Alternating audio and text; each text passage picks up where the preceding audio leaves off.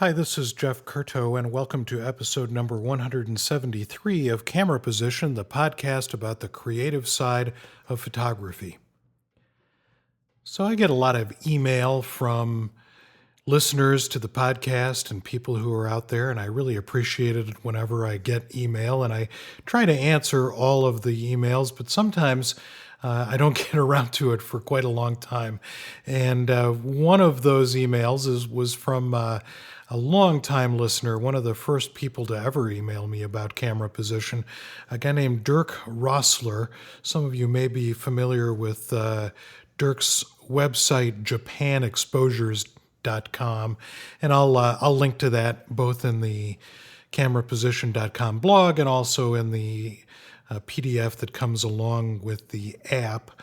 And Dirk emailed me a while back, like suggesting a podcast topic for 2016, and I'm just now getting around to not only responding to Dirk about a month ago, but also now putting a podcast together about this pretty interesting idea that he stumbled across. And here is part of his email. He said, "I'm brushing up on some view camera skills," and he was taking a look at a large format photography website. And again, I'll link to that too, a large format photography forum. And he came across this person suggesting a technique. And the person, whose name is Doremus, said, "For what it's worth, I often intentionally position the optical center of an image way off-center with a combination of shift and cropping." And let me just sort of pause here for those who are not view camera users. Shift is the ability that view cameras have, or many view cameras have, to move either the front of the camera, the part holding the lens, or the back of the camera, the part holding the film, or in some cases digital sensor, left and right. And what that does is changes where the image that is being projected by the lens, where that image falls on the film or the digital sensor. So he says, "For what it's worth, I often intentionally position the optical center of an image way off center with a combination of shift and cropping. This gives a spatial feeling for the viewer of standing at one side of the image and gives a feeling of length to the long side while preserving parallel lines. I first discovered this technique in paintings by the Venetian artist Canaletto." And I'll put the Canaletto painting that he then refers to as an example on the blog and on the in the PDF in the app. And he says, "So you can see that the optical center, the vanishing point of the image, is set far to the left of the center of the image, reinforcing the 1/3, 2/3 composition and giving the whole image a feeling of movement by directing the viewer's eye back and forth, not just at the optical center," which I think is a pretty interesting idea. And Dirk went on to write about this post. He said, "What I like is the fact that we're positioning the viewer more than anything, not ourselves or the camera. It's all about the ultimate position, which is that of the viewer. What was the reality at the time the image was taken is just one ingredient on the path to the final result." Well, that's pretty interesting. Here we are talking about, for the last decade, positioning the camera. And in fact, what we're really talking about is positioning the viewer, positioning where the viewer is in terms of how they see the scene that we as the photographer saw.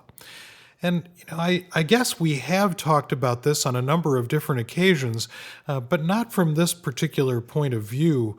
The idea that when we choose where we stand, we're choosing the camera position that best suits our vision of what it is that the scene looks like. But ultimately, what we're doing is giving the viewer the only position that they're going to be able to see the scene from. Unless, of course, we make several different images from different points of view that explore a particular space or a particular object or a particular place or thing. But what we're doing is positioning the viewer so that the viewer gets the best sense of what it is that we saw. And what I think is really interesting in this painting by Canaletto, whose real name was Giovanni Antonio Canal, but because he's from Venice and painted lots of images of the canals, we end up with the name Canaletto as the name that is handed down to us from art history. And here he has the Piazza San Marco, the main piazza in Venice, looking southwest.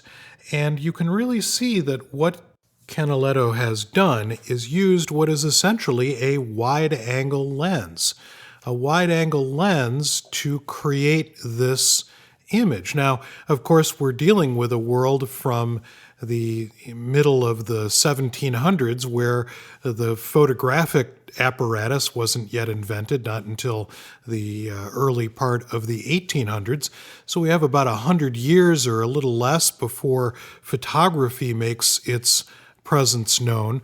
But here's where it gets really interesting.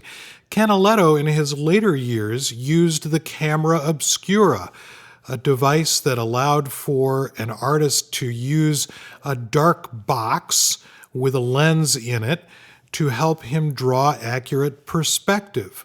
So Canaletto is actually using a camera to help him draw this perspective that he is in fact using in his painting. So he is really using his camera position to determine where the viewer of his painting chooses or is allowed to stand. And I find that really, really interesting.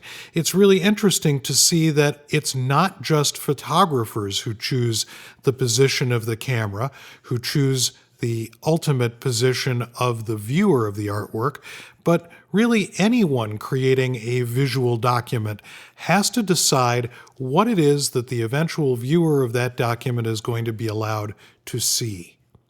So when we position the camera, ultimately what we're doing is positioning the viewer of our artwork and letting them, or giving them, forcing them to stand in a particular spot.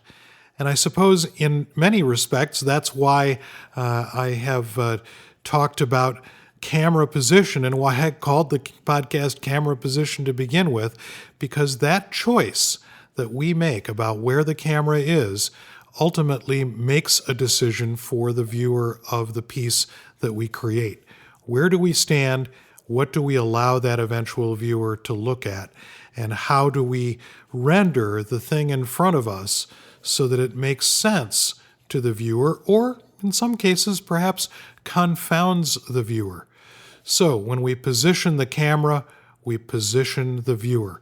Thanks, Dirk, and thanks to the folks on that large format photography forum, and again I'll link to that as well, for tossing this idea out there and making me think about it in a certain different way than I had before.